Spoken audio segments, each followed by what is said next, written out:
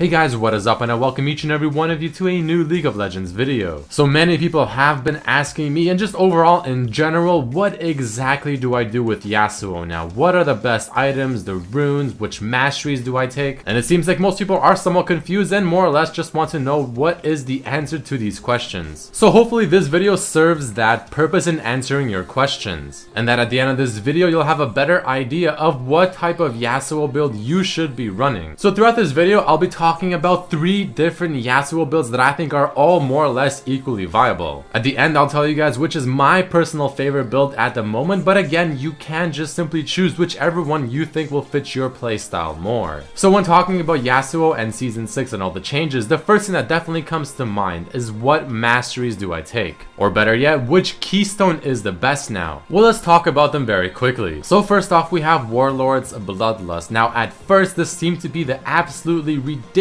overpowered mastery for Yasuo because it simply procced on everything you would hit, whether it's monsters, minions, or champions. But now that it got nerfed to only working on champions, well, it's not really as good anymore. Now you can't really go wrong in taking it, but I don't think it's the best option as of right now. Then we have Fervor of Battle, another very popular Yasuo mastery as well, but unfortunately very recently it also got the same treatment as Warlord's Bloodlust. It now works only on champions whenever you're trying to gain the stacks. So again, much like Warlord's Bloodlust, this isn't really all that good anymore, even though before the changes I actually thought this was very strong. So the only time I would ever recommend taking this mastery is if you simply just adore getting Blade of the Ruin King on Yasuo. If you do, this is not too bad, but if you don't, I don't recommend taking this one. And the final and third keystone mastery that we'll talk about is definitely Thunderlord's Decree. I think this is by far the best mastery to take on Yasuo and almost honestly every single champion in League of Legends at the moment. It just recently got buffed, the damage on it is insane, it works with Yasuo very well, it helps your laning phase a lot, and it really is just a flat out very strong mastery. So as of right now, of the 3 masteries, I highly recommend taking Thunderlord's Decree, but again, it comes to personal preference. And I'll give you guys the full mastery build path when we talk about the actual builds later on in the video. So let's move into the actual 3 different builds we'll be discussing. Now all 3 builds really just stem from the first 2 items that you decide to go on Yasuo, because it really just decides what kind of build path you're choosing to do. So the first build path is going to be combining Static Shift and Trinity Force. Since the recent changes to Triforce gave a 20% crit chance, this is now definitely viable. And to me this is the hybrid in tankiness and damage type build. Following that we have the more or less famous Static Shift into Infinity Edge, going for the full out assassin burst type damage. This build is still of course the king when it comes to just burst damage and overall just eliminating squishies in the backline in team fights more or less like an assassin. And the final and newest Yasuo build is going to be combining Trinity Force and Phantom Dancer. I'm excited to talk about this build because I think this one has a lot of potential, but we'll get into it just a bit later. So let's start things off by talking about the Static Shift and Triforce build. So the starting items throughout all the builds are the exact same. You either go with the Dorans for the more slightly aggressive start, or you go Boots to make your E's a bit faster and for the extra potions in the lane. And of course, since I'm sure a lot of you are wondering, here are the runes and the masteries I would personally run if I'm using this build. So I personally have attack speed Quins, flat AD reds, armor yellows, and flat MR blues. Against an AP champion you can switch out the yellows with HP per level. Now the thing I love about Yasuo is that you can definitely switch around the runes, and chances are it'll still definitely work if you play it better that way. Such as switching out some of the Quins for maybe more flat AD, maybe a bit of lifesteal, or whatever you please. Now the core items I have listed should be self-explanatory, and you can definitely get different boots depending on what you're facing or what you prefer. Like for instance, sometimes I prefer the boots of speed for the faster E dashes, and for the other options it doesn't matter too much in what you choose. Again, it depends on what you're facing. So now the beauty of this build is that it really is just the best of both worlds. You have an all-around great build that has a decent cost in terms of the items.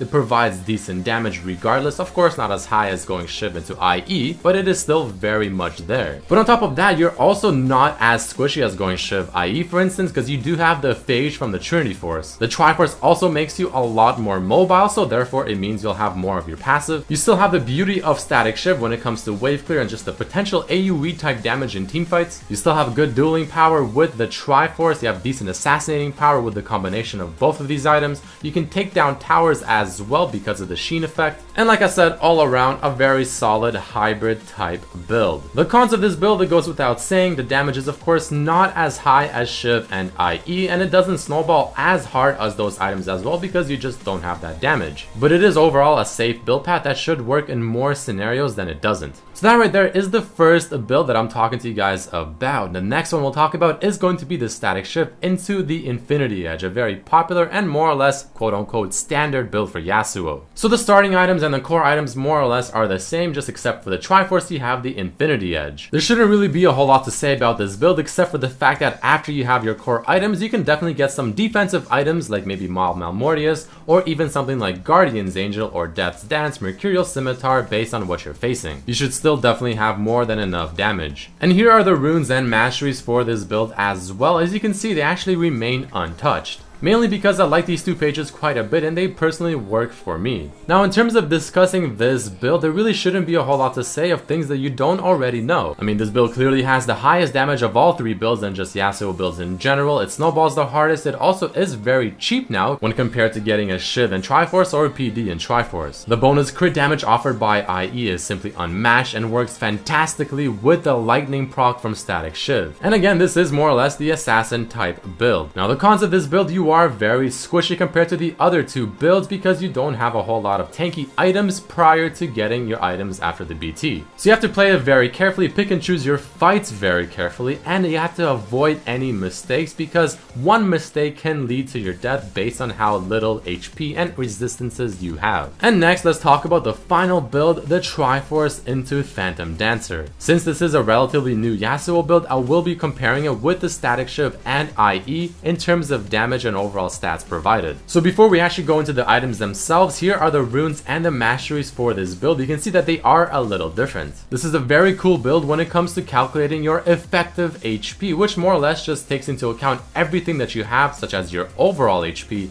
and your MR and armor. And lifesteal makes this even better. So for this one, I have 2 lifesteal quints and 1 attack speed quint, flat AD reds, flat armor yellows, and MR per level blues. And I still go 18 in the cunning tree, but this time I put 12 points into the resolve tree. And the main reason for that is for runic armor in the 3rd line within the resolve tree because it increases your lifesteal and it also makes all shields on you much more effective. So with this build, you'll have your shield from your passive, you'll have your shield from BT, and you'll have your shield from Steric's Gauge. So there's a lot of synergy within this build because not only does that mastery work so well with all these shields, but Steric's Gauge works very well with Triforce, increasing the Sheen's damage and overall just giving you a lot more resistances. And the reason you go Phantom Dancer is because this makes you not only a dueling prowess, but the move speed from PD makes your shield come up more often from your passive, and the damage reduction overall makes your effective HP even higher. So if you combine everything together, well, you're just a really hard Yasuo to kill that still deals quite a bit of damage. As for the other items, I highly recommend a Dead Man's Blade if you can and the enemy has a lot of AD somewhere near the middle of the build. If they have a lot of magic damage, Mercurial Scimitar is fantastic thanks to the extra lifesteal it provides, and if they have not a lot of either or you're just really ahead and you want to snowball even harder, the Hydra is also quite fantastic for the extra lifesteal on top of everything else and for the nice auto attack reset. So like I said, this is a very new build, but I feel like it has so much potential. There's just so much synergy within the items and the masteries that is just so awesome. Now the bad thing about this build is that you obviously do not have Static Shiv, and the lightning effect from Static Shiv is just really cool. It does a lot of damage and it gives you nice wave clear. But this build excels at not only being a great duelist because of just how much effective HP you have and the PD for dueling,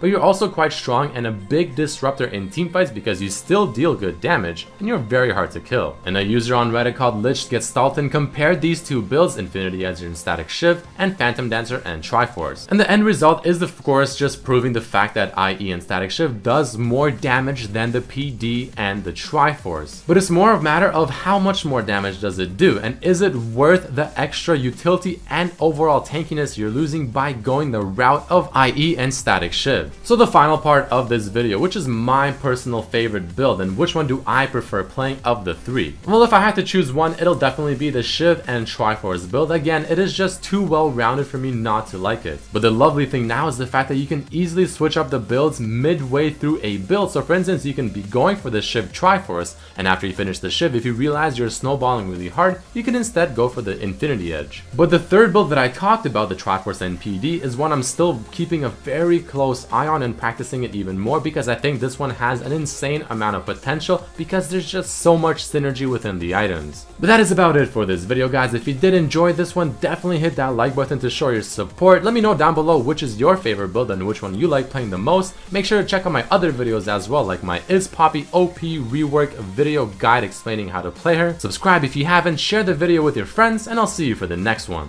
Peace.